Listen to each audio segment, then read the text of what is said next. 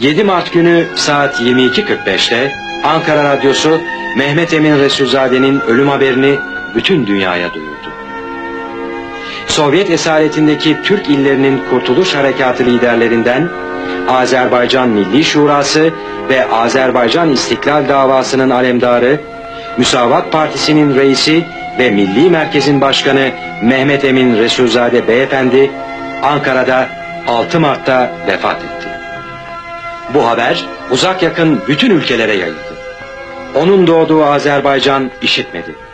Sosyalist Bakü sosyalist merasimler yapıyor. Mart'ın 6'sında Azerbaycan Sovet Sosyalist Respublikası'nın Ali Sovetine ve yerli rahmetkeş deputatları sovetlerine seçkiler geçirildi. Azerbaycan rahmetkeşleri komünistlerle bir tarafların halk ittifakı namzatlarına ses vermek için seçki mentekelerine gelirler. Emin gün Respublikamızın her tarafında büyük bayram tentenesi var idi.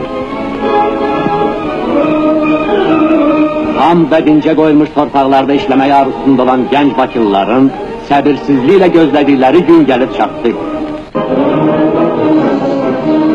Rahmetli Mehmet Emin Resulzade, hoşgörülü, iyi tolerans sahibi, güler yüzlü, herkesle yakın ilişki ve dostluk kurmayan ama buna karşılık ciddi çevrelerle sosyal ilişkileri son derece geniş olan, bilhassa Azerbaycan'ın genç nesline büyük şefkat ve ilgi duyan bir Azerbaycan vatanperverinin temiz ruh yapısına sahip.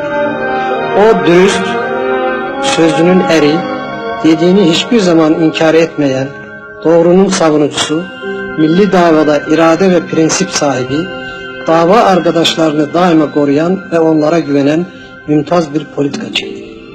Fakat Azerbaycan meselesi gündeme geldiği zaman bu melek yüzlü, hoşgörülü ve tolerans sahibi insan birdenbire kükrer ve aslan gibi şahlanır.